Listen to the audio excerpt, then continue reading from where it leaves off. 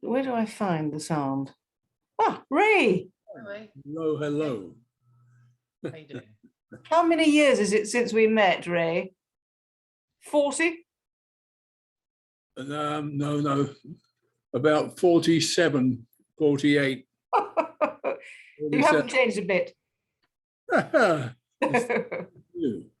You're going to do all the talking. I just won't know what to say because I mean, you're the master here, Ray. I shall just listen in awe. No. You were there, young lady. It's super to see you again after. Well, we made this show 45 years ago. It's unbelievable. 77, wasn't it? I think. Yeah, 77. Yeah. 77. Yeah. We were babies. Yeah. It's and we'd known each other about 2 or 3 years before that. Yes, we had, and we spent quite a lot of time together. And we had a lot of excellent fun together. You were wonderful to me because in 1985, when I had just had my baby Harriet, I remember getting the call to say, would I like to do this amazingly exotic bit of filming on Lime Street with Robert Wagner? And I said, I can't possibly do it. I've got a 6-week-old baby. That's and you right. think, so what's the problem? And she said, just bring a nanny, bring her. So 6 weeks old, and I was back working. It was fantastic. And that one, I shot a lot of it in Windsor, if I remember rightly. And it was that you had the terrible tragedy of the little girl in that show who. It's Samantha Smith. Yeah, she died in the plane crash. I let her go home for the weekend with her father and meet us in Switzerland, and their little private plane went down, unfortunately. It broke everybody's hearts, didn't it? Because I think Wagner said no more. But it was then the worst thing about it was when the newsreel showed it. Robert Wagner and I were in Gstaad in Switzerland, and when they showed the newsreel of the plane wreck, before we left Brocket Hall in England, where we filmed the last episode, Samantha got RJ and all the cast, John Standing and everybody, to sign her script to take home. And when the crash happened, they panned through the wreckage and finished up on this script, Lime script, with all the signatures on it. It really was a heart tugger. It really was. Awful, heartbreaking. It really was. So you've done lots of this, have you? Of these things? I've done quite a few of these. Once the COVID thing started, people didn't know what to do. Yeah, of course. Philip came up with this thing so that we could entertain people still and talk to people. Mm-hmm. And such a good idea, isn't it? No, it all started, because I had to stop lecturing. I couldn't go out lecturing and all that nonsense. So here we are. And we got the wonderful Sue Holderness with us. We do, yes. It's very nice, very exciting to be invited. The medium, yet. No, it's been a very horrible time with COVID. A lot of our theatres have suffered. Yeah. Not all of them are back up and running yet either, but it's happening slowly. Yeah. Same with Broadway over here. How's Mark too? He's good, thanks, Ray. It rather suits him, all this.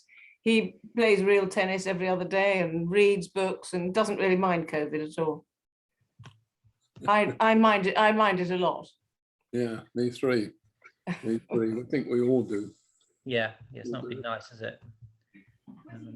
I've got to get my program back to the beginning. I can hear oh God, how am I going to get my sound down on the television? I can do that. I'm a technophobe. Well, it's a foreign language to me. Oh, me too.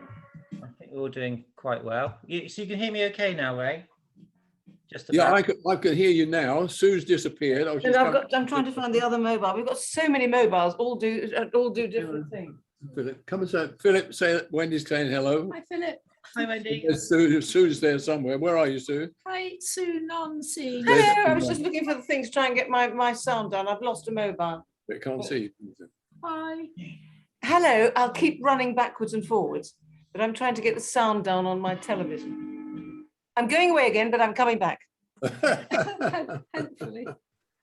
It's a better picture this week, you see. Yes, well, you're Yeah. the right way up, which helps. Yeah, I'm the right way up. Wendy was fed up with lying on the side last week. Absolutely ridiculous. Yeah. Sue and I haven't seen each other for 47 years. We haven't been married for 47 45 years. years, I mean, since the show. No, we met her the first time I ever met Lime Sue. Street. No, it was in the restaurant in London. Oh, yeah, the first time you met Wendy was in the restaurant at London. You brought the clown painting Remember that lovely Italian restaurant in London? in Bayswater. You don't remember. She can't hear you. Can you hear me, Sue? I'm back. Who am I speaking to now? We're speaking to Well, Wendy and I. Wendy was just saying the first Hello, time. Wendy. I don't. First time she met you was when we were in the restaurant in Bayswater, the Italian Bayswater. restaurant, Oh, yes, lovely restaurant. We had a lot of nice restaurants in Bayswater, but that was nice. Yes, it and was you nice. brought the crown painting. Yes, yes, I did. Yes. In fact, I haven't. I've flogged that. I went off, clowns. You are. No, we got a lot of paintings together. We got a lot of stuff together. Oh, yeah. So how are you, Wendy? I am super. So just got a couple of people who have joined us that I should mention. First of all, we have Elaine Spooner, the daughter of Dennis Spooner, the writer of the episode. She's watching along with us tonight. Oh, that's nice. So she's in the audience. So hi Elaine, thanks for joining us. And While you're still, before you go off to the next person, yes, I should have mentioned last time when we did Noah's, Mhm. the giant rat, Dennis Spooner, as we went into, wrote that. yes, He really wrote that with tongue in cheek, you know. That wasn't a Dennis Spooner masterpiece. He stuck his tongue in his cheek, had to come out with a script in like 25 minutes, and that was it. So it was a giant rat in the sewer, yeah. as I say, stolen from what he did with the puppet show from the giant alligator. But go on, we'll talk about Dennis later. I love Dennis. I think we're saying with that one, it had to be what they call, was it a bottle show? It had to be That's right, it was a bottle show. We had to save money, yeah. so we did it all in a sewer, a Mm. pinewood built on the stage, and saved a lot of money, Yeah. which pleased Albert Fennell and Brian Clemens. Oh, sure. And we've also got Rupert McNee in the audience. Rupert, Patrick McNee's son. Oh, how lovely. That's nice. Welcome, Rupert. I'm glad you Welcome, could Rupert. join. I'm glad you could join. Yeah, thanks for joining us, Rupert. It's lovely to have you with us tonight. And we've also got Renee, who we had an event with last time. Who was a script editor on quite a few episodes of the series. Not this one particular, but quite a few of But these. she was with us last time, but she had to suffer me being on my side, and she was upright. Well, they can all watch like this. Yeah, that's what they were doing. That's what they were doing. So thank you for joining again, Rennie. So, I think what we do, if everybody's got their copy of the episode to hand, so some people are going to watch this. Me and Sue are going to be watching the episode along, and just sort of to have it off, just on the just off to one side. We can sort of just refer to it as we go. If people don't have a copy of the episode, no problem. It's not going to really matter too much. For those that do have the episode, though, if you'd like to just pause on the opening frame of the episode where with the money counting, and then I'll do a quick countdown from 5, and then we can all press play, and we'll start the event, and we'll just refer to the episode as and when something springs to mind. All you people ask Sue lots of questions. She's had an incredible career, a very prolific. She never, ever, ever stopped work, as well as on television, film, and the theatre. Credits go on for ages and ages. You've never stopped work, young lady. I've never had more than 3 months without a job. No, until COVID. Then I had 13 months without a job. It was horrible. Well, we're both on the same boat. You know, I've shot 300 hours of television. I know your CV is ridiculous. You've got to have reams of paper to fit it all in. But so Susan knows all the answers to all these questions. I'll have a little sleep here while she's talking. You have a little nod off. Go on, Philip. Oh, Hit it. he's ready to start, Philip. When do we Yep. go? I think we're ready to start. So everybody's going to press play in 5, 4, 3, 2, 1, and play. Okay, we should be going along. So I just want to ask you, Sue, how did you get involved with the episode to begin with? What was the casting process like? Well, I didn't have to do any work at all because Brian Clemens had written for me a one-woman play called Our Kid, which is in fact about the mass murderess Myra Hindley. Myra Lindley. And it wasn't it wasn't a doom and gloom, terrifying play. It was just a one-act, one-woman play with a tap dance in the middle, and quite a lot of it was fun and entertaining. But it was a very good showpiece for me and led to an awful lot of work. Mhm. Ray, I know, saw it. Joe Lumley saw it. We did the first showing of it at Pinewood, in fact, which was terrifying because all sorts of people with the stars were there, and I was very nervous. But so Ray knew my work, Dennis knew my work. A lot of people did know me from that. And I'd done bits of television before, so I didn't audition for it. I just was offered the job. And when I saw the script, I thought I was going to die and go to heaven because it was a combination of this thriller.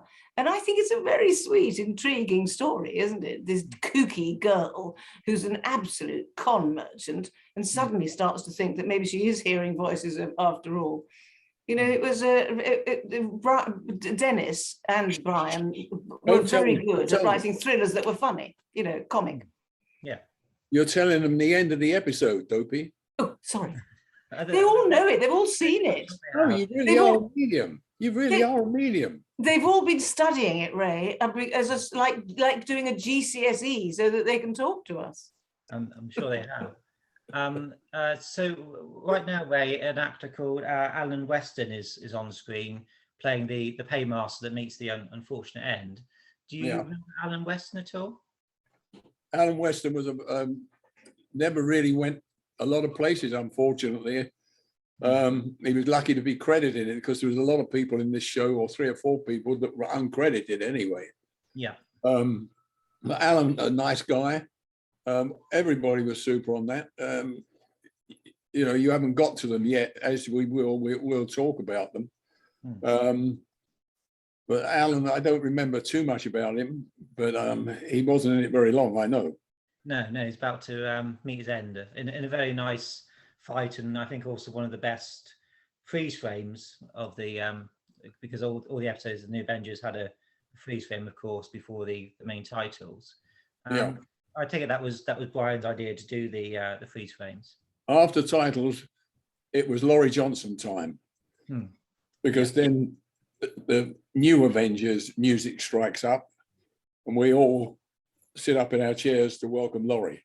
Yeah, you know, we all know Laurie's work. Oh, fantastic! I mean, the music is such a big feature of the show, isn't it? Well, he used the Avengers theme and adapted the Avengers theme, so there was that slight difference between the Avengers and the New Avengers.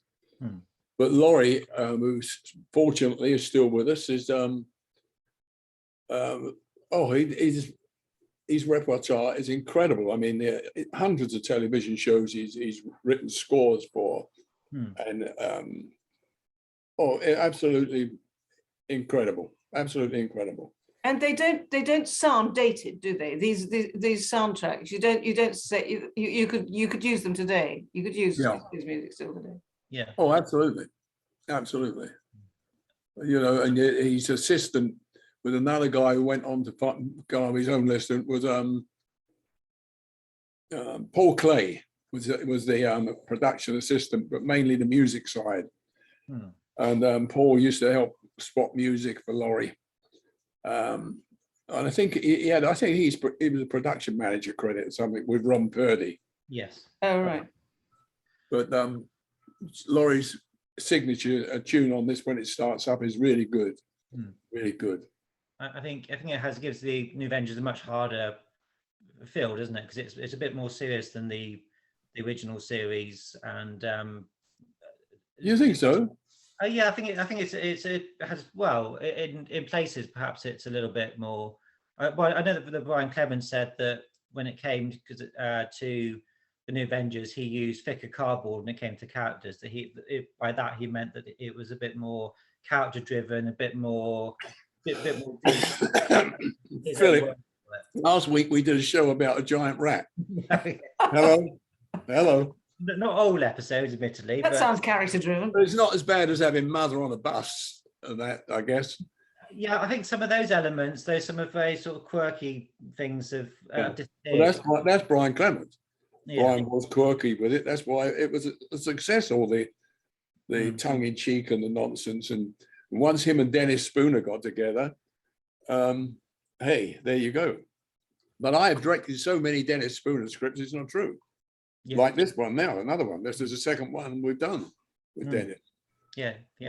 Didn't Brian and Dennis, And am I not right in thinking that when Brian and Dennis were working together, they used to put tea cozies on their heads? they used to mess around.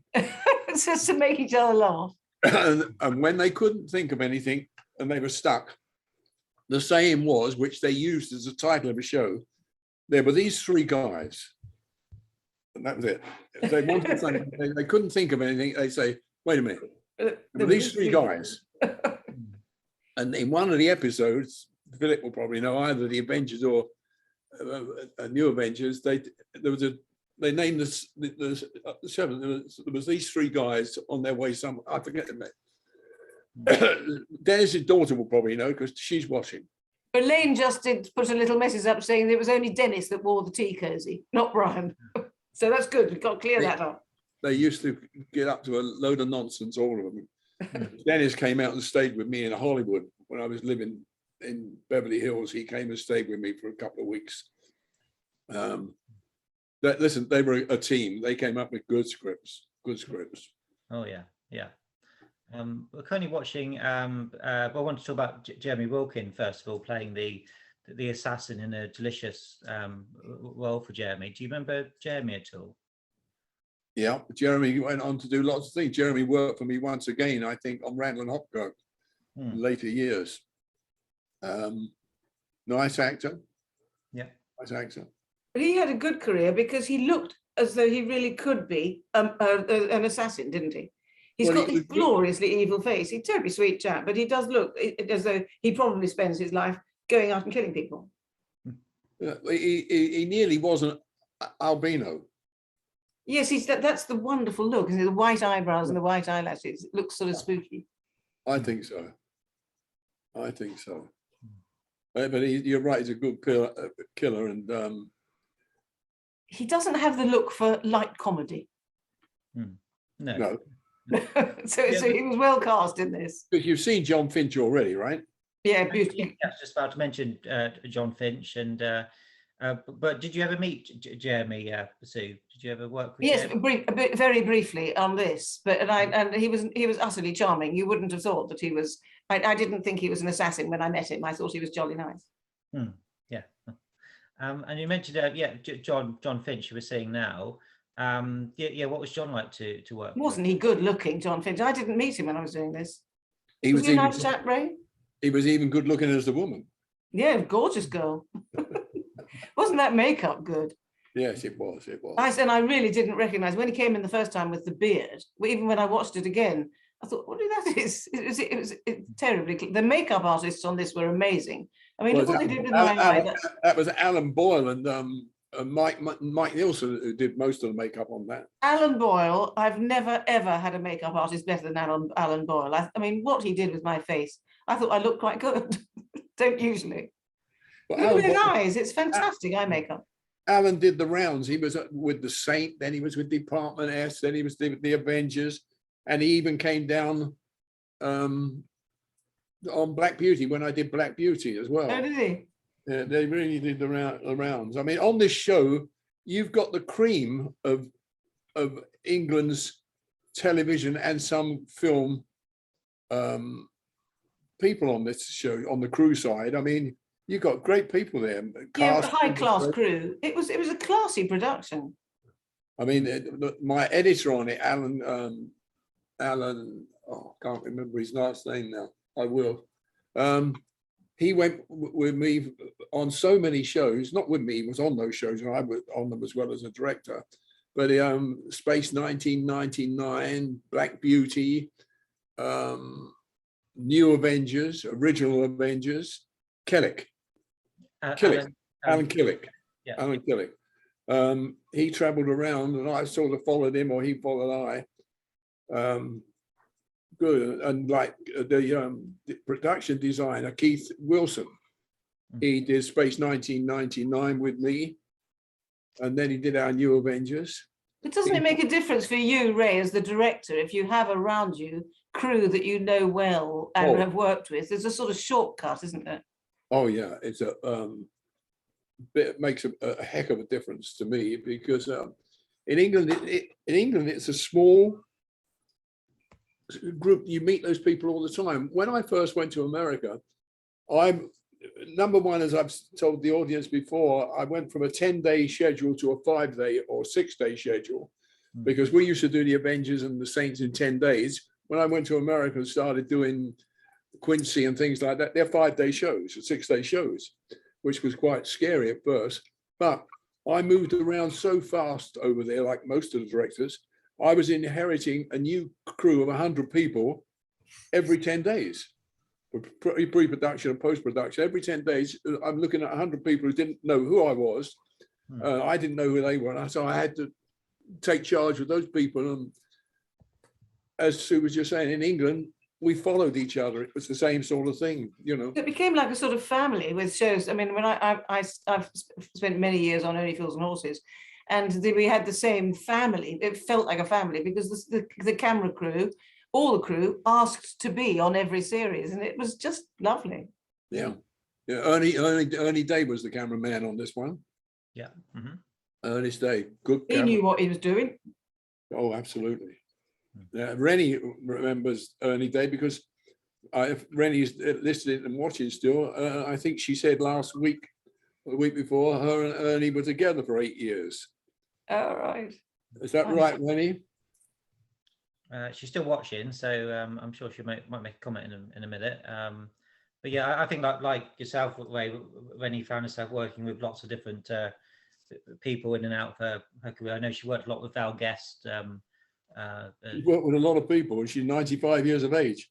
Yes, she is. Yeah. Talking about old people, you see Mervyn Johns is on the screen now, and Mervyn Johns and his wife Diana Churchill, who were both very respected actors, went right back in the Ealing films. Mervyn Johns did an awful lot, and so did Diana, and they were in Denville Hall, which is the professional actors retirement home in Northwood. And Brian used to go to Denville Hall and try to get these wonderful old stars out of the home and into little parts in his shows. And it's class, you know, these two wonderful. They're just, all you see is them round the table, but they're very tender, sensitive performances. I was just so thrilled to be working with him. I mean, you know, because as a young boy, I grew up watching him as a young actor. Yeah. Frightening the life out of me in one show where it was a creepy horror thing where someone, I think it was Michael Redgrave, keeps dreaming he's in a hearse, and Mervyn Johns is the hearse driver, and he's saying, "Room for one more inside." One more inside. But he and his lady, as Sue said, his wife was on the show as well, Diana Churchill. They were super people, absolutely super people. And it was so nice that these really wonderful stars who've hit hard times and have ended up in a retirement home, either because they need the medical help or because they haven't, you know, they've run out of dosh, and to bring them out and make them work, they were high as kites, and went back, and they could go to the bar with all these old people, and they chatted about it all. It was a wonderful thing.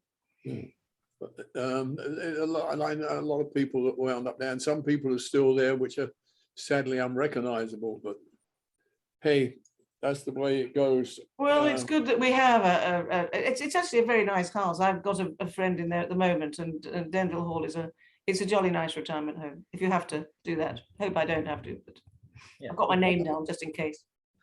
A lot of the people on the show some of the people, when I just started directing Main Unit, my bosses were people like Albert Fennell, Bob Baker, Monty Berman, those sort of people, they were a bit scary, you know, because I was a young, well, everybody knows my story. You know, I started as a stuntman, from a stuntman to a writer to a director. No stuntman had ever done it in the world. I was the first person ever to do it. So I was very nervous of these producer type bosses who were the people actually giving me a whole show to shoot on my own. But I had a thing about walk-on artists. I had so many friends over the years as a stuntman who were walk-on artists. They call them extras as well. I think they're walk-on artists. They do their thing. You can't make a movie without them. You can't make a television show without them. But I was always bumping people that I knew had equity cards, and I would bump them and give them a line of dialogue. And I used to get in so much trouble over it. You know, not later on in my career, because then I knew I was the boss and I did what I wanted. Yeah.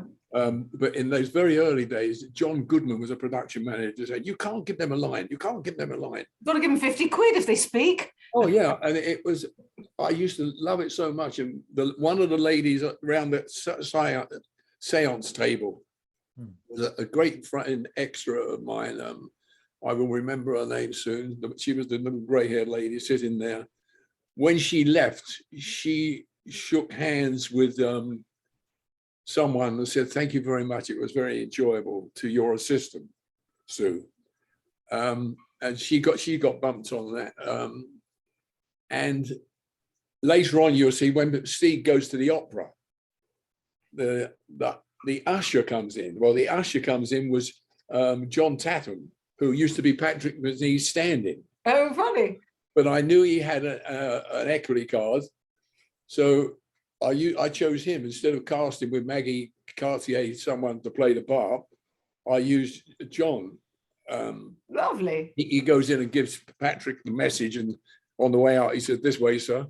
So he got a bumper now. Yeah, lovely. I remember Ron Fry was the production manager, or Ron Purdy, one of them, says, you can't keep doing this. You can't keep giving them lines. It's costing us a lot of money. And also, et cetera, et cetera, et cetera. And it used to make me laugh because they were uncredited. Well, I think if you look at the list of the cast, you'll see that they are uncredited, but their names are there. Yeah. It was and they spoke, so they had to get their 50 quid. Oh, yeah.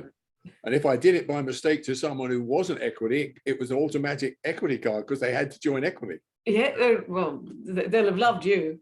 Oh, yeah, absolutely. I mean, it happened a couple of times in my life, but you were very careful of that one because she started getting in lots of trouble. But by the time you were doing New Avengers, you'd already done God knows how many shows. You were well established. You could do what you liked then. Oh yeah, I was okay then. I soon became very confident about it all, thanks to Brian Clemens and Dennis Spooner and the others. They were all good to me. All you were. You as well. You were a good actress to be with. Well, they wouldn't have gone on employing if they didn't think you were going to do the job. The great thing about Brian and Dennis is I remember it always baffled me, but they said that they had so many stories they could go on writing until the day they died, however long they lived, how those brains worked, these incredibly complicated plots. I think the glorious thing being that they're witty too, aren't they? Yeah. Oh yeah, they were very, very good. Very good. Very intriguing storylines always, and with fun. Yeah. And golly, we need it now. At the moment, everybody needs a bit of escapism, don't they? They should all be repeated. Oh yeah. What's happening on the show? Where are you? We're just with John Finch and the gentleman who plays McBain. Again, they're just they've intercepted a phone call that Steve received from Moscow, so they're sowing the seeds of his frame up currently. So he hasn't got the invite to the opera yet. Not quite yet. We just had some nice location shooting. I don't know if you remember, Sue, where that was, because you were in that. It's supposed to be the exterior of Steve's house. No, I'd love you to tell me where it was because I can't remember. Of Steve's house, the exterior of Steve's house. Yes, yeah. I honestly can't remember where it was. I think it was in somewhere in London, but I don't remember where. Yeah, probably somewhere. It was nice. Had that nice gravel drive, and I'd had my lovely little car that I drove. It was. Can you remember where it was, Ray? Why should you remember? You did thousands of these things. No, I can't. Oh, Simon, who's watching along knows. Fulmer Hall in Buckinghamshire, near Slough. Oh, Fulmer Hall. Fulmer Hall, yeah. I live near there. I'm going to go and have a look at it. It'll bring back little memories. Thanks, Simon. Okay. So Or- Sue came to developing your character. Was it all on the page, or did you add anything to it? Well, Ray added a lot to it. I mean, because I think that Ray brought the comedy out of it. There was a sort of, every time I had the sort of think the head, and I thought, really, yes. So it does become, I mean, I think it's truthful, I hope, but it does, I think it's nicely, gently comedic. I mean, I love the fact that the whole thing's gone, but that she is completely convinced something, that she's hearing these voices and has got this skill. No, it was a lovely part. I mean, I think there should be a spin-off series starring Victoria Stanton, personally. I think she's fun. Yeah, still possible, yeah, definitely. Oh A God. very old Victoria Stanton. So when it came to her costume and her hair, was that? Oh, I loved it. Yeah. I loved that wig. I'd love to have hair like that. And the costume when I did the seance was an actual Victorian, beautiful costume. It must have cost a fortune. It came from a hire shop, but it was stunningly beautiful. I thought the costumes were, every time she did her seance, she went into this Victorian, very figure-hugging, black, beautiful, long satin dress. Oh, stunning. It was, they were all high production values, weren't they? Everything was expensive and classy. It was a crazy week. It was lovely. It was such fun. You may have loved it. It was crazy. Was it crazy for you? Well, Yeah. I thought it was a nutty week, but it worked for the character 100%. oh, I absolutely loved it. And you know, going into a big show like that, and I hadn't met Patrick. I had met Joanna. I didn't know Gareth. And it's nerve-wracking, isn't it? You know, you're going in as a guest, and Yeah. they were just so sweet to me, all of them. They made it a really lovely, enjoyable experience. Oh, I never, even back with Di and Patrick, Joe Lumley, Linda Thorson, on that show, like indeed all the shows I've worked on, when a guest artist would arrive, they welcomed them, and when the day they did their last shot, they always said goodbye to them and made them feel good. And It's such a nice thing, because I've been into shows where you just don't get a warm reception, and you're not going to give as good a performance. If you're welcomed in, of course you're going to relax, and you're more likely to give a good outing if you're not terrified. well, Joanna Lumley was always very gracious to whoever came on that set. I think even if it was a T-boy who came on, Yeah. she was so gracious and made everybody feel very much at home.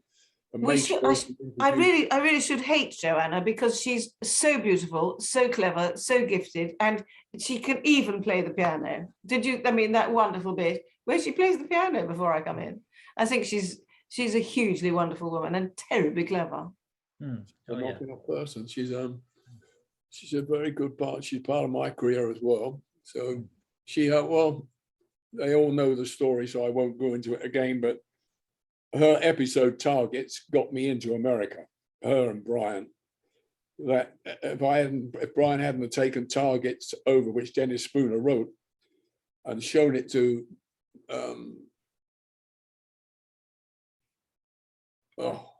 doesn't matter. He made so it's gone out my head, Philip, if you have to forgive me. That's okay. He showed it to him, and that was Quinn Martin. Yeah. Quinn Martin and Barnaby Jones. He was doing Barnaby Jones. And Brian showed him that episode with Joanna on that rooftop doing all those jumps and everything. And that is when Quinn Martin said, "You want to come to America?" And that was it. But and you pretty much stayed there, didn't you? I mean, you've popped back and done things here, but really your life is America, isn't it? oh, I stayed, but I was very lucky, because being an English director, successful as I was out there at that time, any American company, not any American company, a lot of American companies that were coming to England to do an episode of something or shoot a pilot automatically said, Ray Austin. He knows all the crews there, he goes over. Of course, yes. Always coming back to shoot episodes of something for America, or indeed a new pilot or something, you know, like we did Lime Street and these things. So it always happened to me. And even when I was at the end, when they did the New Professionals, they sent for me to go out to South Africa and back to Richmond to shoot at Twickenham. So I was very lucky there, being an English director and being nailed and sent over to do the shows. Yes, there aren't many television directors who've managed to have a career both sides of the Atlantic as successfully as you have. Well, I'm very, very lucky. Very lucky. I think it might be because you're quite good at the job, Ray. Well, I like to think so. Thanks to, well, I said I'm sitting here now. I'm quite happy, and like I say, I've got over 300 shows under my belt. So, good luck. I know. I thought I'd just check out your CV before we did this tonight. It is incredible how much work you've done. Absolutely incredible. Well, it's been, as I said before, again, I have to keep watching it because we have virtually the same audience probably, and I know we have Philip all the time. So I get to repeating the same things over and over again, and all our fans out there have heard me say it over and over again. So I try not to bore them and say it, but I will say this again, as I told them last week or the week before. Since I went into the industry, which is 68 years ago, you know, I've never been to work a day in my life, ever. I've never been to work. Yeah. Every day's been an adventure. It's been fun. I've never wanted to call in sick. I've never been to work, ever. But aren't we lucky? Oh. I feel exactly the same, that I get paid to do something that I would do for nothing. And thank God my agent isn't listening, because I'm not going to do it for nothing. But I love it. I mean, I've loved every second. And theatre and telly, and questions keep popping up, Philip, and I don't answer them. But will we do that at the end? Yeah, I think we'll probably come to do it at the end, actually. Yeah. You're usually feeding us more information, Philip. Well, because we're not running out of things to say, so because we keep talking. Yes, that's right. There was one actor I wanted to ask you both about. Maurice O'Connell. He played McBain in the. Does that name ring a bell? Maurice O'Connell. What did he play? Maurice O'Connell. Yes, yeah. Maurice O'Connell plays the agent in it, who's trying. Oh yes. Who thinks Steve's crooked? Yeah. Morris, you say Morris is speaking to you? No, it was just in the previous scene. So because Morris has passed away a long time ago. So very sadly, yes. Yeah, he's a good actor. He's always good as a gangster type actor, London gangster, because he could do good London, broad London accent. He was very good, very good. Yeah, very good. No, he went on. So many people on this show have gone, the crew and actors, I'm afraid. It's because we're knocking on a bit, Ray. I think it's because we have been around a long time. I spend an awful lot of my time going to funerals. I won't say any more about that. It's too depressing. We have at the moment got the gorgeous John Finch on the screen. He was terribly good looking. Yeah, he and Patrick got on very well. Oh, did they? Oh, that's nice. Patrick got on again with everybody. He was a gent. He was a proper gentleman. Didn't want any problems. He didn't want Patrick. Never. He would hate it if there was a problem on the set, production wise or whatever it was. He wanted it to go away. He just wanted to have a nice time and be with everybody. And everybody, I've seen Patrick give up lines to other actors. Oh yes, sweet. That actor didn't have enough lines, or the scene wasn't making sense, and Patrick saying, "Wait a minute, I shouldn't be saying that. He should say that." And the poor actor probably only got 3 lines in the show. Now the guy got 9 lines. Yes, no, it's absolutely lovely. He was a gentleman. Always was, Patrick. Always. And unique. Nobody had quite that quality, did they? I thought he was just, I mean, he was Steve, wasn't he? He was. Well, Patrick goes way back to Noel Coward and it worked with all these people, Olivier. I mean, he was a big pro, And spending any time with him, you'd get some fantastic stories. Yeah. When I went to America and all the Avengers things and that finished, sadly, there was 2 or 3 directors out in America at the same time who never ever called Patrick on shows. I mean, I took Patrick with the help of Michael Sloan. I took Patrick onto Vegas. He came and did a Vegas show for me. Then I made him the M character in The Man from U.N.C.L.E. once died, who used to play the M character. Yeah, Leo G. Carroll originally. Yeah. Patrick became the M character in that. It was as good as gold, Patrick. Well, when Patrick moved to the States, he did work quite a lot, didn't he, over there? When he was in Palm Springs. Oh, yeah, absolutely. And he did a lot of voiceovers as well. Yes, of course. But Patrick had moved to the States before the Avengers had ended. Oh, he was in Palm Springs before. Oh, yeah, he had that house before that. God. Oh, yeah, he had that before that. But did he keep a little bolt hole in England as well? Yes, he had a flat in England, where indeed at Rupert's listening, that you remember him and Jenny used to go to school from there, somewhere in St. John's Wood or something. I think Jenny used to have a green uniform, a school uniform at Rupert. I remember them as youngsters going to school and Patrick being taken off in the car to the studio. And every so often they would come to the studio, obviously. But Patrick had the Palm Springs house before all that happened, because whilst Patrick and Brian Clements and I went over and visited Patrick at the same time as we went over with targets and saw Quinn Martin, because Quinn Martin wanted to make the movie of the Avengers or turn it into an American series. And Patrick, we went down to stay with Patrick in Palm Springs. He'd gone home for the break because we broke at the moment. And but so Patrick was well established in Palm Springs before the Avengers ever ended. So Rupert, if you're still listening, did you spend much of your growing up time in Palm Springs? Originally, I did, yes. You did. Yeah, I went to Palm Springs first of all to live in 1953. I went to buy a house in Palm Springs. Oh, did you, in Palm Springs? I didn't know that, right? 1953, because that was where I started in the stunt business in Hollywood. It's where I first started. And I came back to England after I'd done North by Northwest, really, and became resident stuntman in England as well. But the Palm Springs thing with Patrick only had the one house in Palm Springs. I thought he brought 2, but no, he had the one. And it was very nice. We used to go over there and have a fantastic time. Oh, I've got to ask you a question. When you lived in Windsor, in, what was it called? Was it Adelaide Square, something Square, on that license? Adelaide Square, yeah. Can you remember what number the house was? I go past, I think it was 18. 18, thank you. I must write that down. Next time I was have a look. That was a sweet little house, wasn't it? Yeah. Apart from the aeroplanes. Yeah. You know what those houses are selling for now? Oh, don't tell me. Like $1 million and a quarter. Oh, if not more now. They're unbelievable. They've Absolutely frightening. I brought their house for £37,000.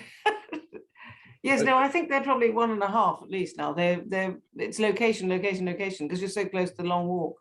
We're talking Windsor, chaps, of those of you who are listening. Oh yeah, you've been there a few times. I've been to the Theatre Royal Windsor, which I know, Sue, your husband, I don't know if he still does, but he was the director of the... He was there for a long time. No, he's retired now. He's very happy. He reads books and plays tennis.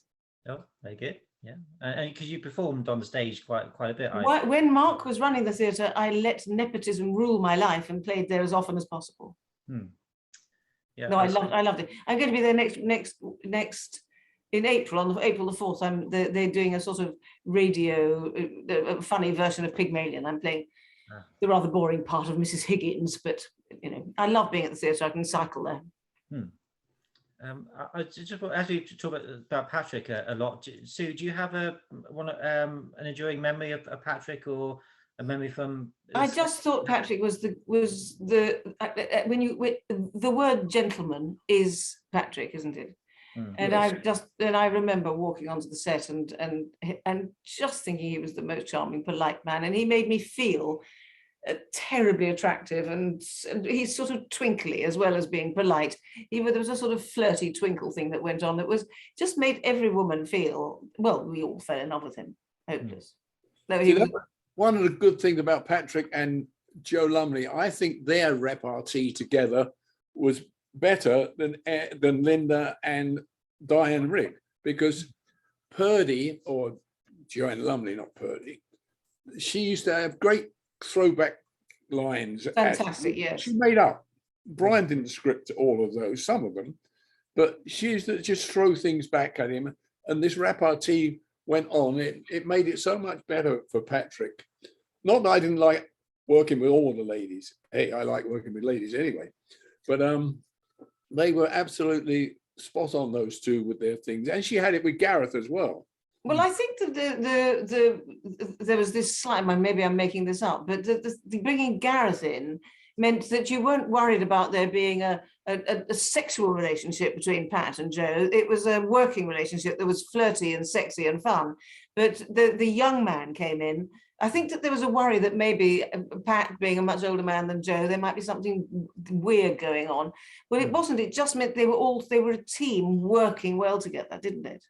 Yeah. And there wasn't really you never thought that Patrick and Joanna were going to have that Steed and Purdy were going to have a sexy relationship, did you? They just were, because you number one, you brought in the third wheel, which Brian, Dennis, and everybody sort of admitted that it should not have happened, because Gareth's part was a third, but he was sometimes just out there. Yeah, a bit of a spare part.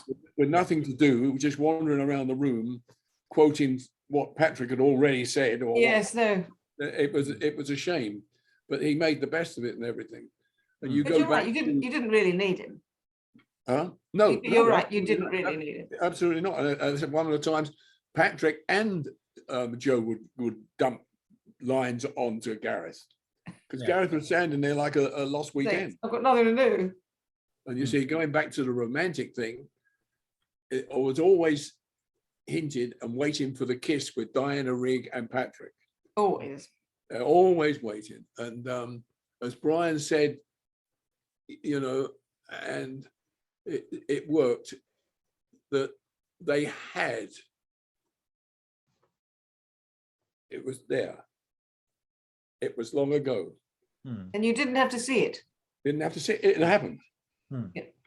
It had happened. And you knew something had happened when you watched the play. Something had happened. That electricity was there. And I sat with Patrick and Brian and Diane in a cafe waiting to shoot. And this conversation came up. And Brian said to them, it happened.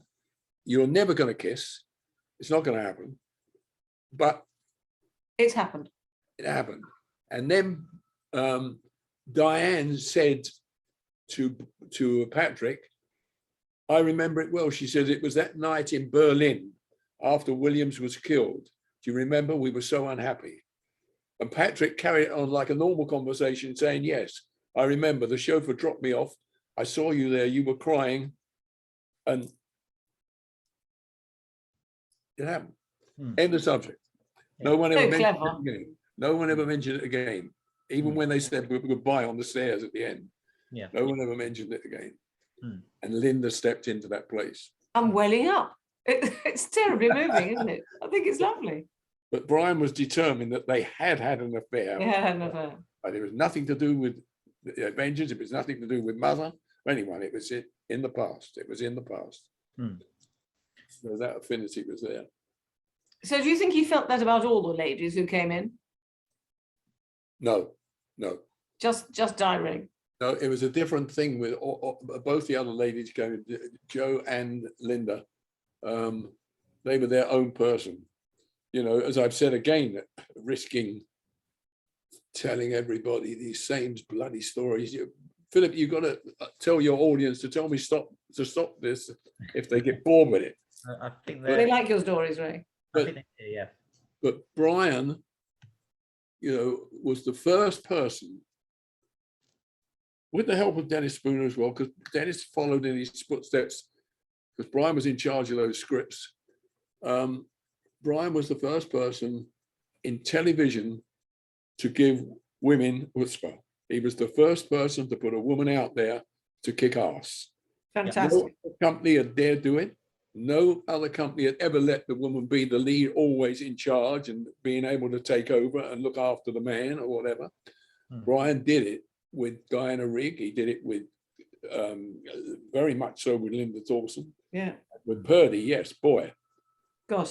She really kick ass. Couldn't she kick ass? Yeah, and he gave women that voice in television. No one else had ever done it. All the American shows, they weren't in charge. They never ever did that thing.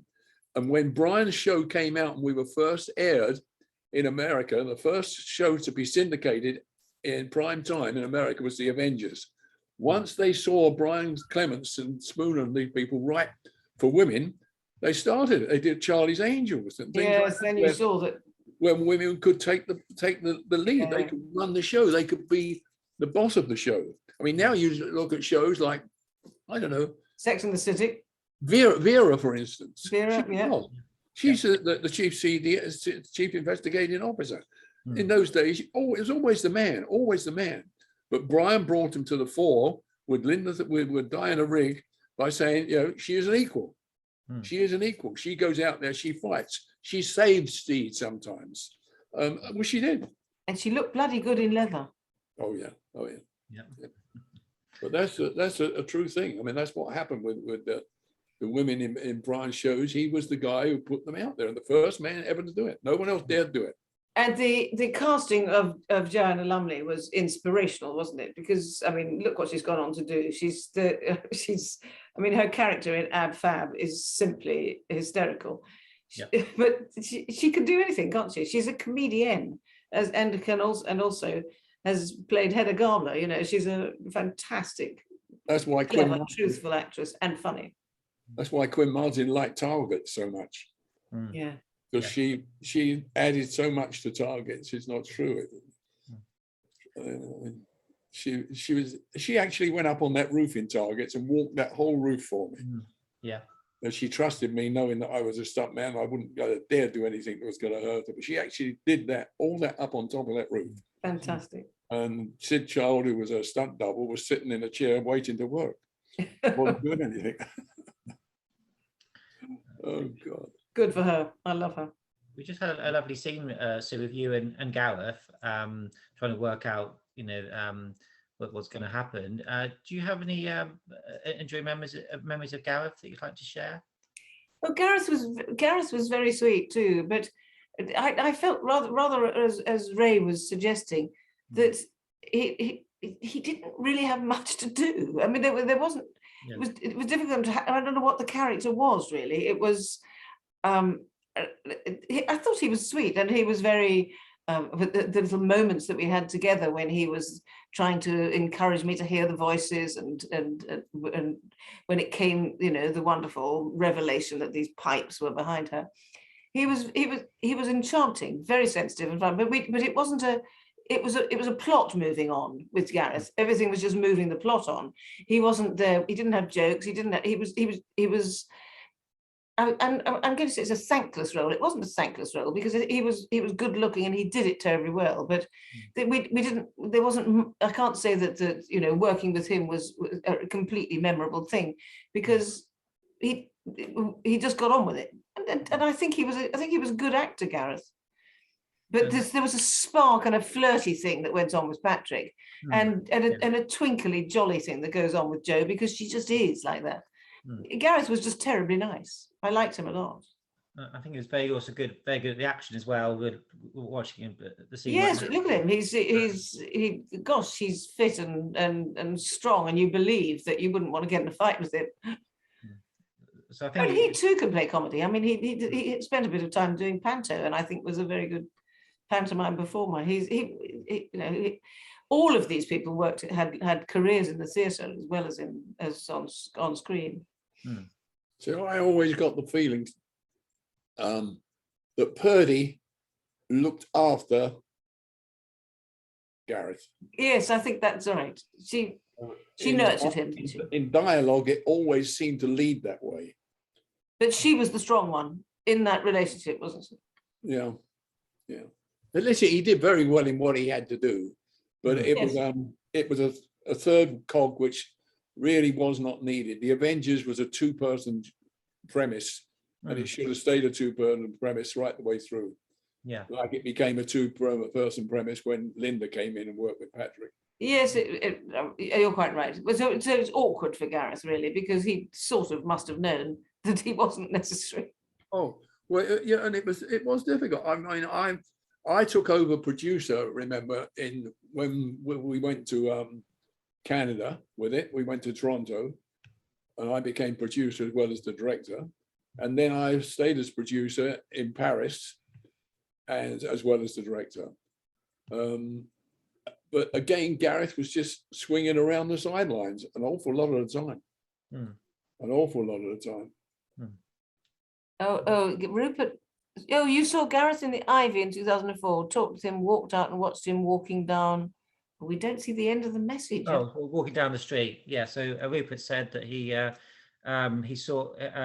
last saw Gareth at the Ivy in 2004. I talked with him, walked out, and watched him walking down the street. That was back in 2004. Yes, he died too young. He had some sort of horrid cancer, didn't he? Yeah. What year was that, Rupert? 2004 when you last saw him. Wow. Oh boy. I don't know what year he died, but anyway, I know he was. Yeah, it wasn't long after, I don't think. Oh yes, and Simon has just said that he was wonderful as Frederick the footman in Upstairs Downstairs. That's what the other thing. I mean, that's what I know him from, really. I mean, Upstairs Downstairs was his big break, I think, wasn't it? Oh yeah. Yes, yeah, I think you're right. I'd forgotten that. I don't know whether if the New Avengers had gone to a third series where we would have seen an episode centered around Gambit, like we did with Purdy in Obsession with Martin Shaw, or whether he was always going to be a bit sort of stuck in that world, perhaps. Yes, why did it all come? Why did it was it money that meant that one couldn't go on? Because Brian could certainly, and Dennis could certainly have gone on writing the stories, couldn't they? The show, it was very difficult. Diana Rigg was a hard act to follow. Yes, of course. Everybody after that was being compared to her. You know, yes. It was a shame. And we never networked the New Avengers in America, remember? It stayed in England. Oh. And numbers started to drop. And once numbers start to drop, yes, it's going to go sooner or later. And then Brian, Albert, and the rest of the crew, with Dennis as well, suddenly the professionals came up in mind. Yes. And they were off on a tangent straight away. So they weren't going to fight for a show where the ratings were dropping. They had another one up their sleeve ready to go. Yeah, and that took off. We all went on to it. You know, that was the New Avengers just petered out. The movie of it never ever worked with Fiennes. No. It was a bad movie. It's a bad movie, and the biggest mistake they made was not contacting someone like Brian Clemens, Spooner, or Albert, or not Albert. Albert had gone, but who did the original and say, hey, we're going to make this series over here or this movie. What do you think? What do you want to do the script or whatever? No, they went all with American people. Who didn't have the essence of the show at all. Watched a couple of episodes and knew that Steed had a bowler hat and an umbrella, and that was about it. Yeah. And they didn't bother to check with the writers and the people who made the show and made it a success. That's why it fell flat on its face. Yeah. And I think the money was always quite tight on the New Avengers because there's so much shot at Pinewood in this episode. I suppose partly because it would be silly not to use the locations, but I think also there was a money consideration, certainly at this point. Would you agree with that way? Yeah, I agree. I agree. We can't wait. The Avengers, New Avengers wasn't, by inflation, it could have been more expensive maybe, but production wise, it wasn't as expensive as with the original Avengers. We spent a lot of time, a lot of good locations on the original Avengers. And there were some classy shows. They were like little movies. Yeah. Ian the message from Ian just saying that American humor and English humor do not always coincide. No. And it's true. There's some, I mean, Only Fools and Horses sells all around the world, but not in America. They don't quite understand that this little loser guy down the market being the hero. Yeah, he's absolutely right. Absolutely right. Well, I had terrible trouble on the first lot when America came into the scene. On the scenes, they wanted Steve to start fighting, fist fights, and gunfights. And Brian was adamant, and so was Patrick. He would never handle a gun. He didn't use guns at all. He used his umbrella and his bowler hat or whatever, but never really got into fisticuffs. No, it was so good that he never did. But America wanted me to start doing fight sequences, you know, like the American leads would do in their TV shows. But I stayed away from it, and I worked out with Patrick an art called panache, which you do with an umbrella or a walking stick, and his crazy moves, like we did one whole end sequence where Steed and fought the baddies off with a ping pong gun, shooting ping pong balls at people. America thought that was absolutely stupid. Oh, I think it's wonderful. But they're the things that work for Patrick and Diana. But they were very critical of us with our action. And I think they would have probably wanted to change the stunt coordinator, but it stayed with me, and I stayed coordinator right the way through until I became a director. Brian and Albert wouldn't get rid of me, and the fights stayed as they were, tongue in cheek, and have a lot of fun. Yeah. It's surprising how many English actors now are employed as Americans in America, isn't it? Oh yeah. That's true, yeah. Extraordinary how many. But also they don't have to use an American accent. You know, a lot of English actors play as English people. Yes. In the old days, they had to do it. Roger Moore, for instance, when they did The Saint, America sent a directive over that he was too English and they couldn't understand him. And what transpired was Roger came up with a thing called a transatlantic accent. It was down the middle. It was half of this show. Sometimes it was tomato or tomato. He said it down the middle, but they kept complaining. And with Patrick, we don't understand you. And those two men spoke perfect English. I mean, you can't get more English than Roger Moore, can you? No, and it was absolutely crazy. America wanted to do this to us, and that. And Brian wouldn't listen to any of them. Brian was determined he was going to be the show that they'd done, and that was the end of it. Well, Brian did know what he wanted, didn't he? Yeah. And they accused us of being too violent. And Brian said, "This is not a violent show. No one's killed in there. We hear of murders, we hear of things happening at the beginning of the show, but Steve doesn't kill people. Diana, Lumley, or Purdy, or Tara King, they never kill people. You don't see blood and gore, do you? No. I mean, it just didn't happen in the show. Same with when we did. I did Zorro for 4 years in Spain. I produced and directed that. Zorro didn't kill people. You know, you watch that show, everybody's wounded. You know, or you hear of someone being hung, but you never saw anyone killed in that show. Oh, you see an awful lot of killing now. I'm watching Ozark at the moment. It's absolutely terrifying. There's people's heads exploding all over the place. Absolutely. Well, but that's okay. That's the art, and that's what we're in the business of doing. And that's if the script says it, it says it. But we're talking about Avengers and New Avengers. It just was not done. was a sort of sophisticated comedy. And Absolutely, comedy. it was. Some people said black comedy. It wasn't black comedy, really.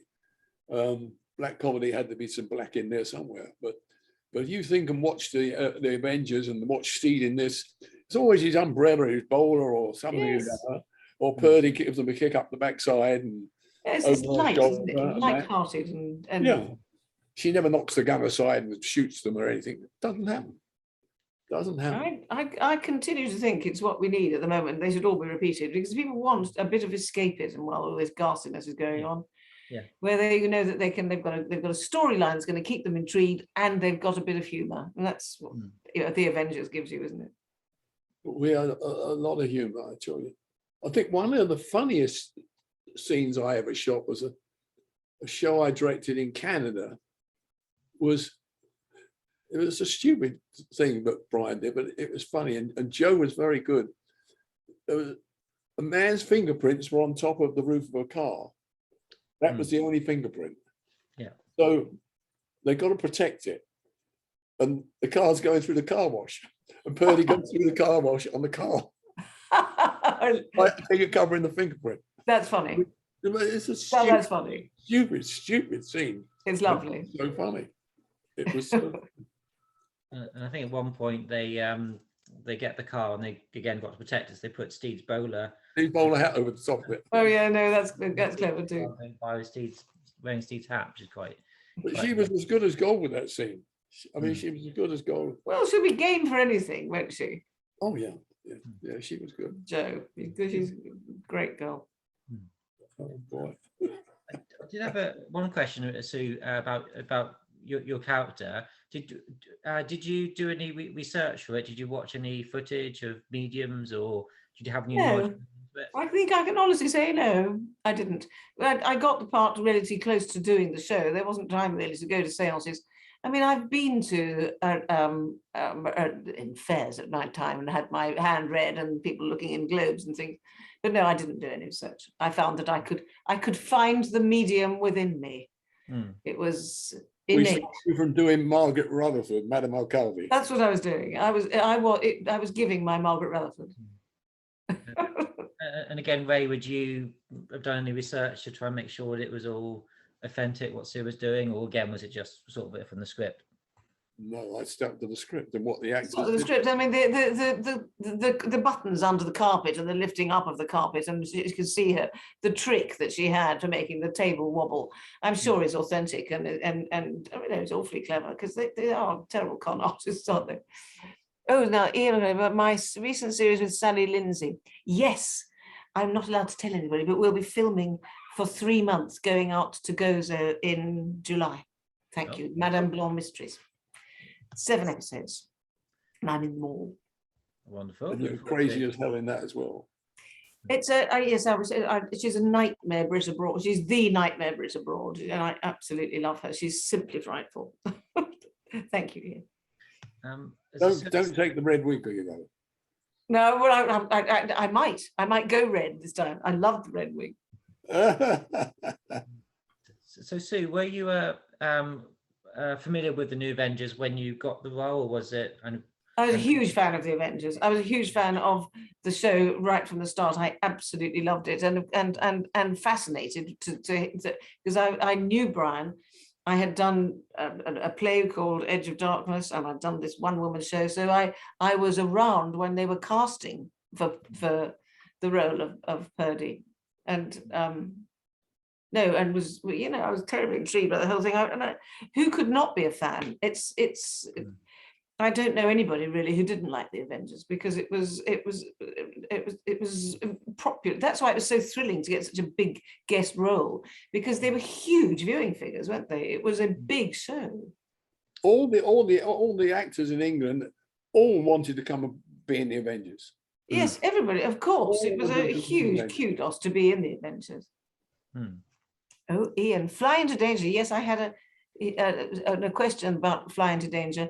I did play the sort of there was a time in England when there was a half-hour children's show would go out at about 4:30, thrillers, and there was one called Tightrope that I was in, and then when I played girl guy, but then no, Fly into Danger was huge fun. It was a set on a little English airfield where they were smuggling drugs. So it was quite up to date, and I was running the airfield, and I had to have flying lessons on a Cessna 72. So yes, Ian, my memories of that are very, very exciting. I loved it. Sounds very good. So I'll just have a look at some of the questions we've got in. Well, Simon did mention that John Finch was considered for Bond at one point. So I'd heard that too. Apparently he turned it down. Oh, he turned it down. Gosh. Quite interesting. What else have we got? One thing I sort of noticed that this does seem to be one of the a particular fan favorite this episode, and I think primarily because of obviously the writing, the direction, and the cast, but also that Patrick is very much centered to this episode from the get-go with Purdy investigating the death of their colleague. And of course Patrick is also in a better shape, I think, in this series than he is in the first series. Do you happen to know, Ray, whether he was asked to just sort of trim down a little bit, or whether it was just something that he thought, oh, I need to look, he wasn't happy perhaps with his look in the first series? Nope. No, it's news to me. He had the same tailor and everything that went on. I listen, I would have known, because it would have affected people like Rocky Taylor and Paul Weston, who used to double him. Yeah. These sequences. No. If anything, it was the wardrobe. Maybe he wore an extra waistcoat or something. Yeah, I think Patrick didn't drink. Occasional glass of champagne. He wasn't a drinking man. So I mean, you can't lay that on to him at all. I was as close to anyone on that show, and I was on the show longer than anyone else. And I did every episode of the Avengers as the stunt coordinator, or I did stunts myself on it. Yeah. I never ever heard any word about that, or him being asked to slim down or anything like that at all, ever. I mean, he certainly seems very confident in this series. I remember him, I think it was an interview that he did where he felt perhaps almost found it a bit difficult to find the character again after a few years had gone by. So maybe you just sort of felt more settled in the new format and well, he clearly was very happy working with Joe, wasn't he? The two of them. Yeah, because they've been working together for quite a while at that point. Yeah. Do you have a particular favorite scene, Sue, from the episode, or something that you maybe not your scene or your scene, but something that stands out as you being? I loved driving the little car. That was fun. And honestly, I loved the whole thing. I had a complete ball from beginning to end. And I do think the final scene, when you realise this silly car has been hearing these voices from the pipe, is funny. And quite a cute little ending when she has to own up to being a prat. So it's a sweet episode, I think. So do you enjoy seeing it after so many years? You think it holds up well? I hate seeing anything when I've just done it, because you just think, why did I do it like that? But with as much distance as this, which is, let's face it, a long time, I like seeing it. I actually enjoyed it. I very rarely like watching myself, but I loved watching the whole thing. Just to realise that I looked like that once is very nice. 45 years. I know. And the show still holds up. It still holds up. Of course it does. They don't date. No. The only thing that dates are the phones. The big phones. Otherwise, I think they stand up as well as anything. Any memories of working with Brian again? The phone ringing does shock you when you're watching it. Yeah. Yes. I don't know what youngsters think who've never seen a telephone like that, but it must frighten the life out of them. Yeah, I'm sure. There was a question there about Thriller, which Brian wrote. Oh yes. And somebody, one of these messages mentioned Gerald Harper, and I can tell you a little story about that, because Sean O'Riordan was the director on Thriller, which was it was an hour-long shows that brought in always an American star. You did a Thriller. And I did a Thriller, and there was I played Gerald Harper's mistress, and Gerald Harper had done something to Sean O'Riordan's PA that had really upset her. And Sean O'Riordan was pissed off with Gerald. And there was a scene where I discovered that he was having an affair with somebody else and I had to slap him. So I did the first slap and word came down from the box. So thanks, Sue, it was very good, but there was a boom in and you could just hit him a bit harder. So a second go, hit him again. And they're all up in the box going, go on, get her to do it again, hit him harder. Another word came down. No, but it's not really registering. The third time I hit Gerald, I nearly knocked him out because he'd been so foul to the PA and they were getting their own back. So Ray, do you have a... Ray, do you Don't ever tell Gerald Harper that, he'll never speak to Sean O'Riordan again. But he had done something that had upset this girl. I see. So Ray, do you have a particular favourite moment from this episode, and did you enjoy seeing it again? Oh, I enjoyed seeing it again. It was brought back a lot of good memories. No, there's nothing particular. It was, as I said earlier, I never went to work a day in my life, and this was 8 or 9 days of my life where it was just fun going to work. Also, I had a mate there, which was Sue. She was a great friend at that stage. So I was working with a good buddy, where the other people that were coming in, except for Patrick and Joe and Gareth, and the other actors were vague. I vaguely knew them, but not as friends. They were workmates, you know. So it was nice. It was always nice working with a buddy, but you can cast someone that you know and you love and you want to be with, and you want to have fun with them. I was very grateful for the job, Ray. I loved every second, and I continue to be grateful because I'm sure that it has helped my career. It, you know, people. It's nice that people see it and they think, oh, she can play that. And... I mean, at the time, Sue, did you get much reaction from the Avengers? Was it a big deal to be in it at the time? From a yes, huge reaction. People absolutely loved it, and more than, as I say, it was a big show with big viewing figures. You know, I had been doing a lot of children's television with little. I became publicans loved me because they used to watch these children's shows at 5 o'clock just before they opened the pub.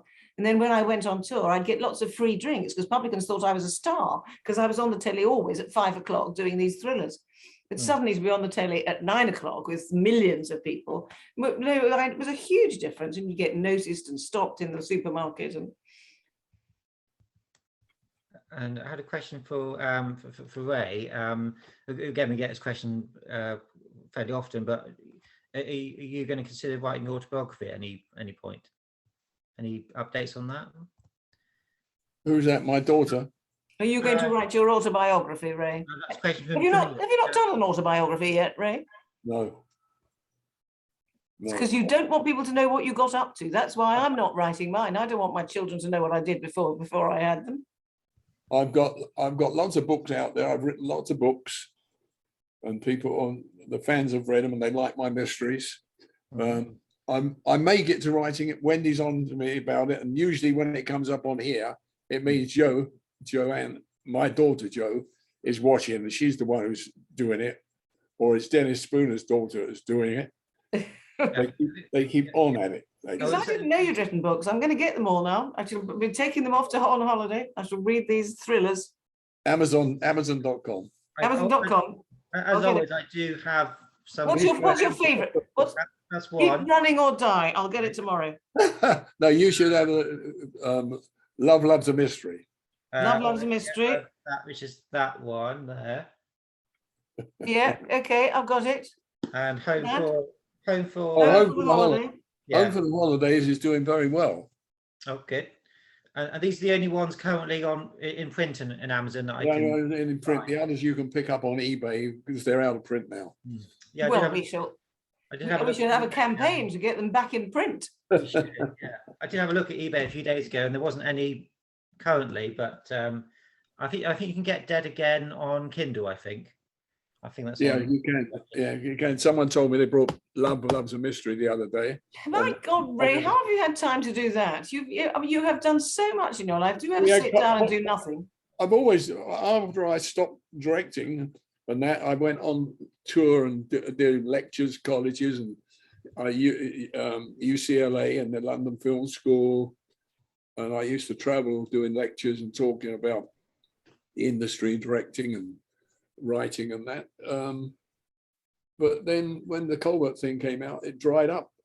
You know, I didn't want to go to colleges. No. And the last big thing I do was UVA in Virginia. I did their film school. Oh, and I come over every so often and do the London Museum thing and do a lecture there. I've been 2 or 3 times there in actual fact. And then I did the 50th anniversary of the Avengers at Chichester University, which was a lot of fun. That was a lot of fun. But books in between. But the last 2 books I wrote, I haven't got a publisher on those yet. That was because of Colbert, you know, staying in, not going anywhere, locking up.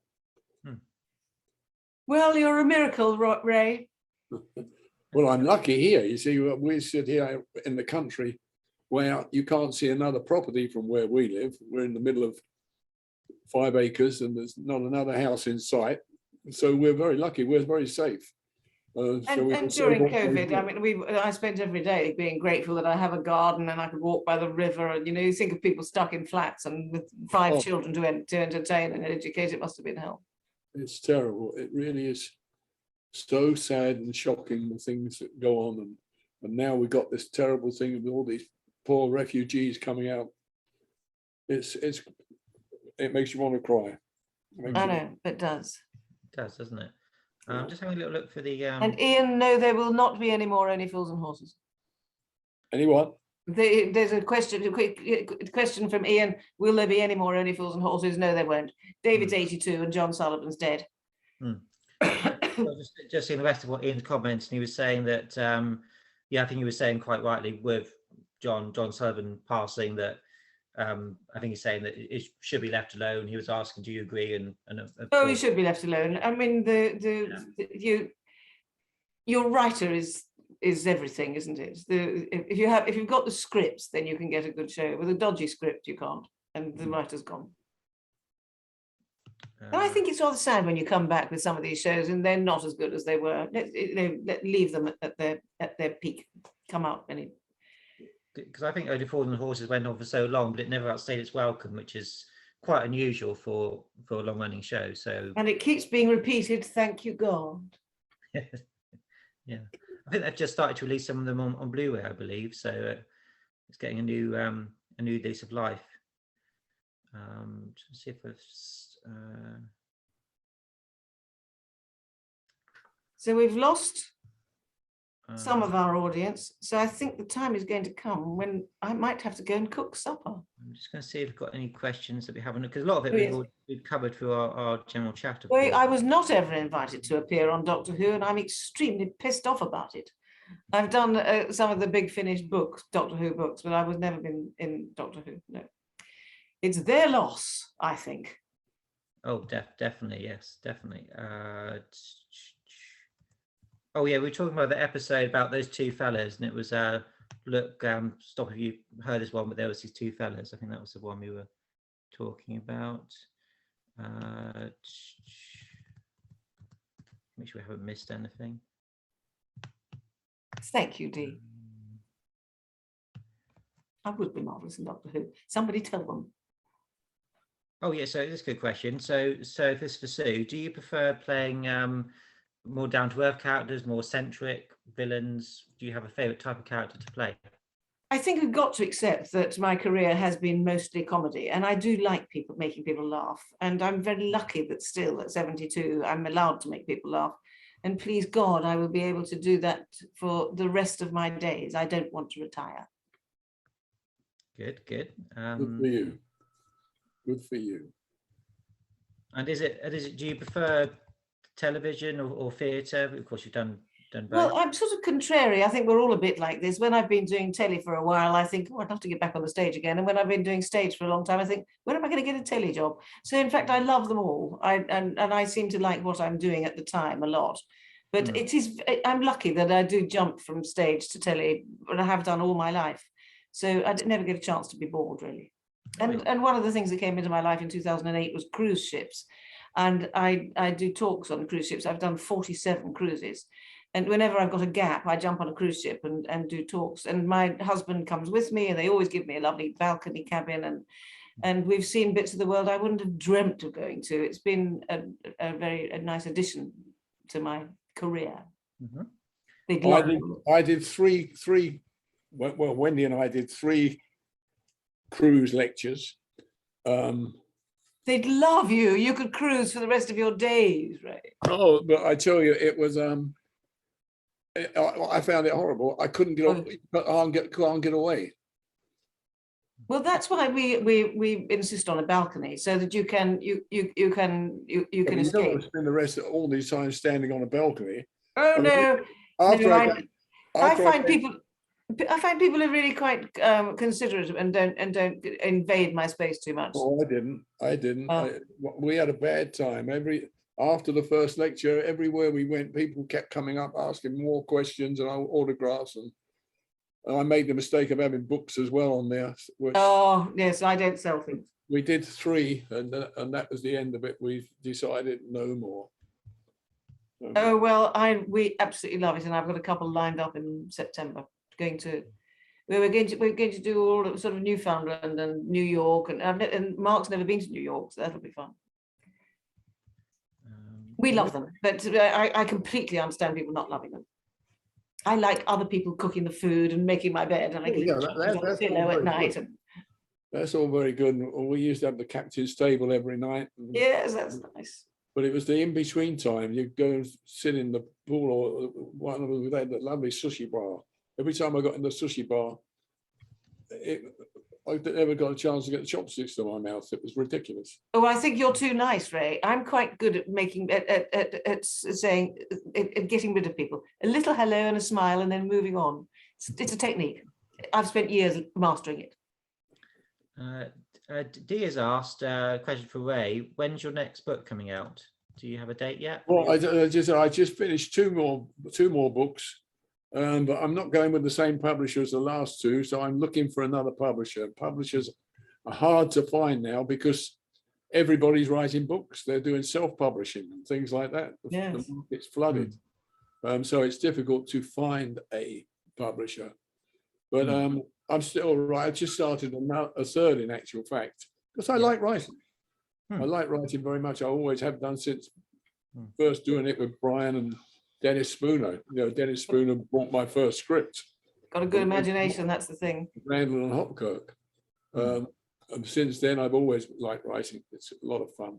And it keeps the brain going. Yes, it's very, very good for staving off Alzheimer's. Well, at my age, I need the brain to keep going. It's just nice to wake up in the mornings.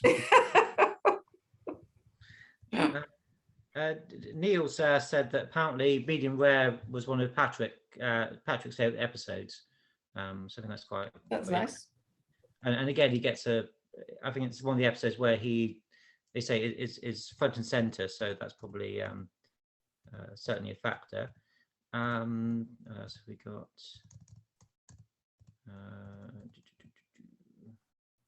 And I think Simon said that John Finch also turned down The Professionals as well, which was quite interesting. He made a couple of big mistakes in his life, didn't he, John Finch?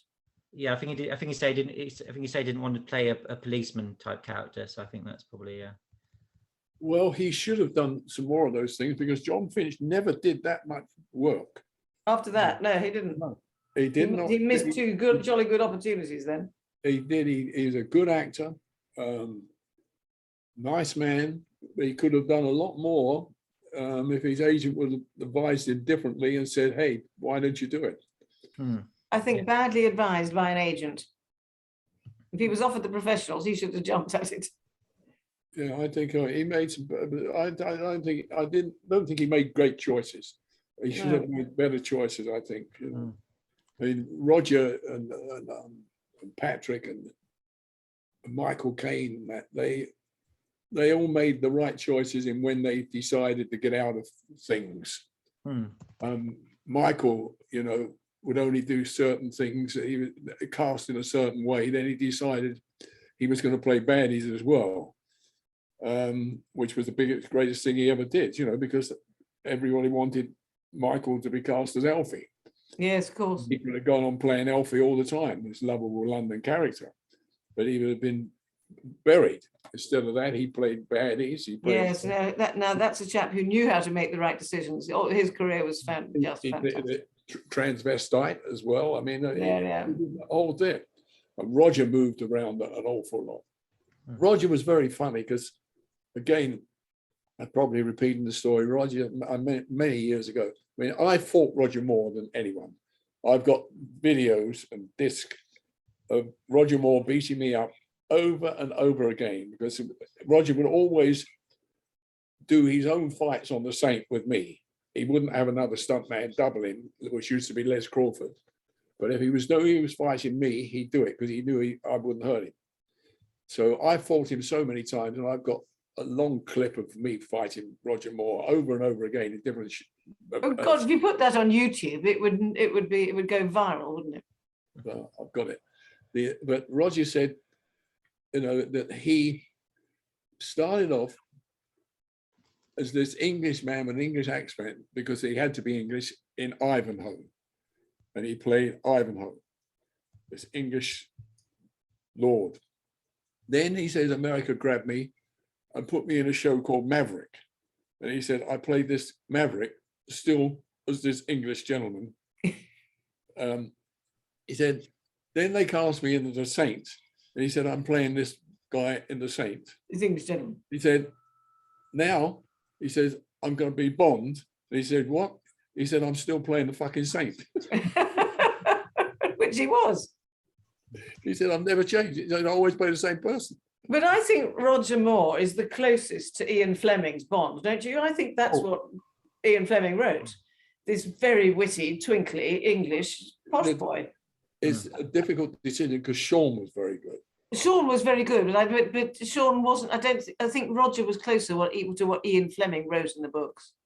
I loved them all. I mean, I really I loved did. them all. I loved those two particularly. And Craig Stevens, I did a show 4 years running out in Spain called Zorro, and I used to bring all my actors out from England to play the parts because it was better than bringing them from America. And Daniel Craig came out and played a part, one for me.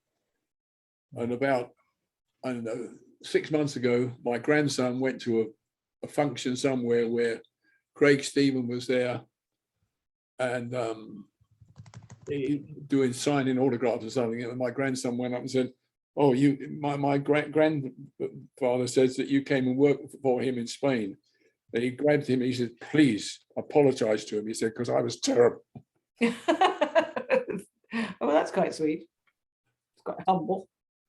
I had a question from Simon for Sue. Just interest about your background. Did you come from a theatrical background? Was acting in the blood, as it were? No, I didn't really, but I had an uncle, Ian Hunter, who was a film star actor who joined. He decided to go into to fight in the war, and it damaged his career. As with quite a lot of those actors who were born on the turn of the century, they came and joined up, and it buggered up their film careers. But you know, Ian Hunter did millions of films, but he wasn't a blood relation. My aunt married him. But no, I didn't know. The answer is it was peculiar. My parents wanted me to go to university. They didn't want me to be an actor. Ian Hunter was quite a big black and white star. Yes, he was. Yeah, he did. Robin Hunter was his son, I think. Yes, well done. You're good, Ray. Well, Robin did a show with me 100 years ago when I was a stuntman called Richard the Lionheart with Dermot Welsh. I remember it well. We used to do it at Danziger Studios. Yeah. But Ian Hunter, I remember very well. He was a very good actor. And he was a terribly nice man. Oh, really charming chap. That was a man who was very English. Very English. Very Robin. And absolutely beautiful. And yes, Robin Hunter was married to Maria Charles. Your old landlady, how funny. There was a comment from. Oh, sorry. I was just saying there's a comment from Rupert that I was looking through the chat for. So, if anybody's typing the chat, they could just hold off sending him a message. Just because when people send something in the chat, if I'm scrolling through it, it goes back down to the bottom. So I'm just going to quickly find the comment that Rupert made. So- Rupert had to shoot off, didn't he? Oh, yeah, I think it might. He's gone. Rupert's gone. Yeah. Though there was an interesting question while I'm finding that one. Apparently, Patrick McNee went on record a couple of times saying that there were times where he thought the New Avengers might have been better just with Purdy and Gambit rather than. So maybe he felt he was the third wheel. Is that anything to that? Oh, that's absolute rubbish. Patrick was doing lip service there, wanting to be nice and kind. Yes, he was. He said that so many times, but he said it for a reason, to make Gareth feel very good. Yes, and of course, I mean, the Avengers is Steed, isn't it? Absolutely. It's very sweet. The Avengers does not work unless you've got Steed. Steed and a lady. And a great lady. Yeah. That's why it worked. That's I've heard Patrick say that many times, but it was said out of kindness to whatever audience was there at that time. Right. Yeah. Yeah,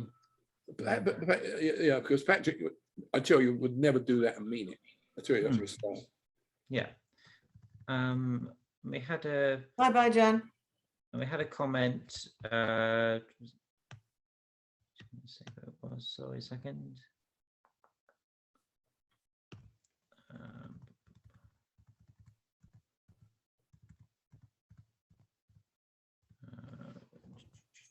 Oh yes, here we are. We were talking about Patrick's house, weren't we, a while ago? And Robert and Rupert said Patrick and Jenny got the house in the desert in 1972, and Joe called Patrick an effortless sweetheart.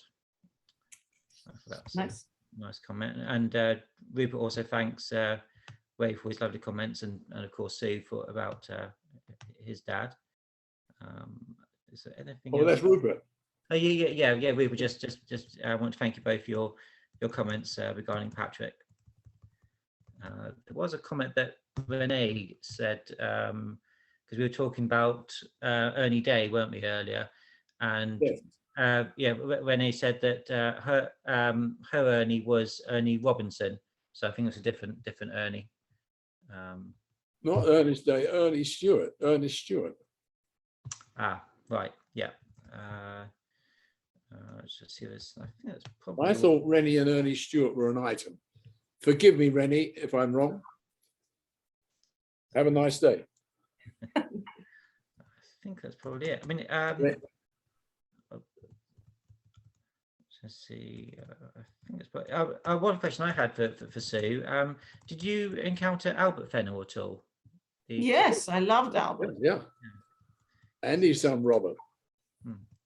Because Albert was, as we've said way before, he was very much more in the background producer, and there's lots written about Brian and lots of interviews with Brian, but not so much with Albert. So well, Albert was the money man.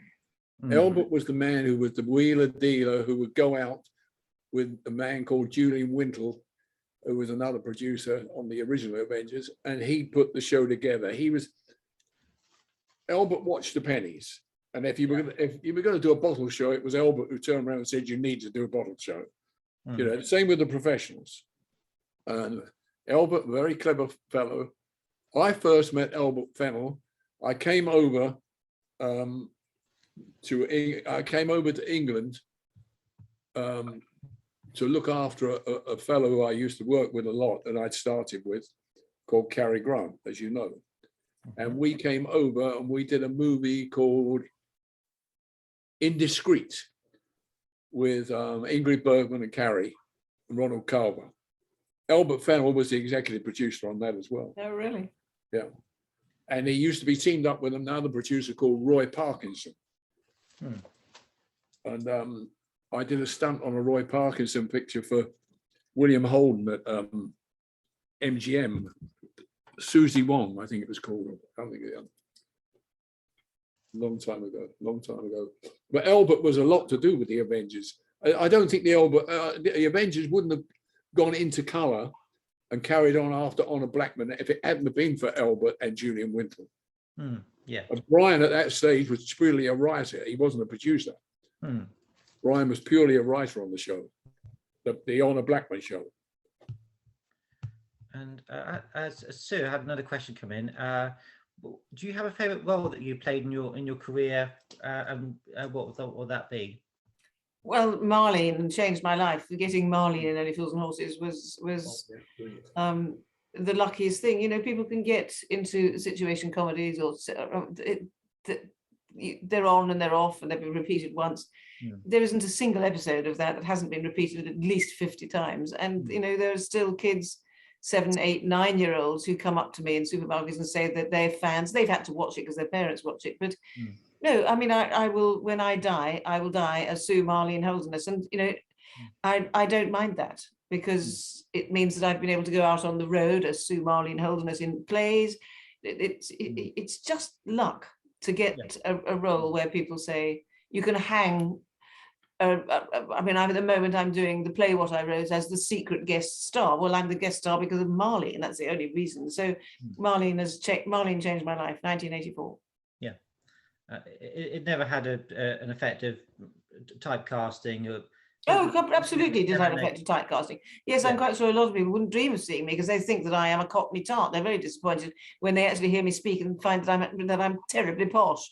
But in fact, it's no. Yes, I'm sure that I've lost work because of it, because people think of me as Marlene. But I've also got a lot of work because of it. It gave me a profile. Because by the time you did the New Avengers, you were obviously had a few TV credits, but you were still. Oh, but nothing. No, I mean, it wasn't. Honestly, it wasn't until '84, and I'd done after the Avengers. I did a lot of other situation comedies, but this one had just stuck. It's gone on being repeated, as I say. I mean, the last one went out in 2003, and still we've got. Yeah. It goes on every day on Gold. It's never off. And did you always want to go into TV? Or did you start off as in theatre and then? Because some people don't see. One wanted at the beginning to go into TV because it pays much better than theatre. But and it still is. It still is. Still is paid much better than theatre. Absolutely. So yes, of course, one wants to get on the telly, and it's by getting on the telly that you get offered the commercial theatre. You can go on working at the Royal Shakespeare Company and the National and be greatly acclaimed by your peers and the world, but you won't earn a bean. No. See, the work we do in television and that is our pension. Yes. We get our residuals on that. In the theatre, once you've done a show and that show's finished and closed, that is the end of the show. That's right. And unless you've got points in a movie, well, big enough star to have points in a movie, once the movie's finished, that's it. It's gone, you've been paid, and that's it. Unless you were the star who has got points and shares in it, you won't see another penny. No, I mean, I know actors and actresses from the Carry On films, which also are shown all the time, but they don't see a bean. Yeah, that's true. It's true. They're the ones who wind up in the Northwood Home and. That's right. Places like that, shows are being shown over and over again, and they're not getting anything for them at all. No, so I've been very blessed in my career, and yes, Marlene, I will die as Marlene. Whatever I do between now and then, I will die as Sue Marlene Holderness, and that's fine. I think it might be a good opportunity just to mention John Challis, because he did have a small role in a New Avengers episode. It was as a soldier. I think he had 1 or 2 lines, but nevertheless, he was a part of the New Avengers. So there is that, obviously, you shared an additional connection with him to the show. Yes, I worked solidly with him from '84 until he died last year, and we remained very good friends, which is lucky, because often you hear that double acts actually loathe each other off stage, but we loved each other very much. No, who was that? John Challis played my husband in Only Fools and Horses, and we worked closely together for 40 years. And he died last year very not unexpectedly. He'd had cancer for 2 years, but he did suddenly die rather quickly. We weren't ready for it. Yeah. But he had a good life. Oh yes, he was a great actor, and I had the fortune of meeting him a couple of times, and just as lovely as you'd hope anyone to be. So yeah, it was a great shame when he passed away. In terms of, because obviously Ray has done TV, films, all sorts of stuff. Did you ever want to do more film work, Sue? Or Yes, was I've it- never had an agent who's got me into films. I did That'll Be the Day in 71, I think. And after that, I've done little independent tiny movies, but I've never had an agent got me into movies. But I'm not complaining because I've done all right. Telly's and theatre, and I've got a level where I'm known, but it doesn't affect my life at all in a bad way. When people, I love it when people come up and say anything nice, but I've earned very nicely, thank you, and I don't have the fame that cripples you in life. Real fame must be horrid, I think. See, Yeah. I've been so lucky that I've done so much television. I've probably shot more television than most television directors. I'm sure you have. Especially the ones that I learnt my craft from, like Charlie Crichton, Sidney Hayes, Roy Baker. All these have gone now. They're passed away, but I learned my craft from them. But if I'd have been crazy enough to only want to be a film director, which I tried 2 or 3 times, and now those movies which I directed are cult movies because they were The Virgin Witches, One Woman, 1,000 Men, and The House of the Living Dead. They were all Cult stinkers. movies. They were all stinkers, but they're all occult movies now, and people watch them. But if I'd have carried on that direction, I wouldn't be sitting here like this now. No, you wouldn't. Those directors don't get any money. Most of those directors have gone. I've put more film through a camera than David Lean and Hitchcock together. I'm sure you have, Ray. It's an unbelievable CV, and what's not to like about it? Yeah, exactly. Unfortunately, I get paid still for what I did. If I'd have done this as a director and had the name Hitchcock, I'd be starving. They'd be showing your films and you wouldn't see a bean. That's a sad thing. It's a sad thing. So I've just got my last audience question from Simon for Sue. You must have worked with a friend of his called Claude, and I think what project was that on? Simon, could you just give us a bit more details of Claude's last name and the project that connected to? I think he hasn't quite finished that question. Sue, I just wanted to ask you, of all your theatre work, do you have a favourite?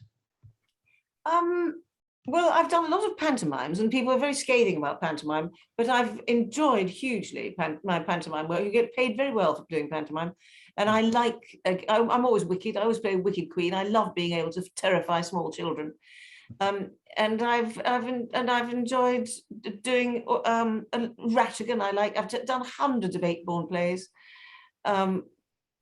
I just like I haven't got favourites really, because the play I'm doing at the time is my favourite.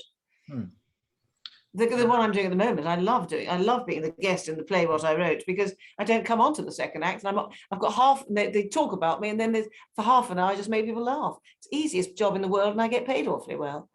Can't really better it. No, I don't think you could. The film concern was That'll Be the Day.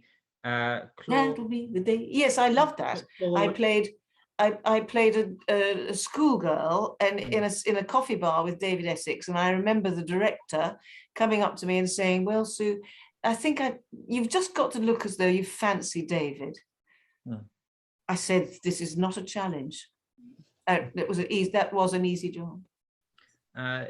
Claude Wattham was a Claude Wattham, yeah.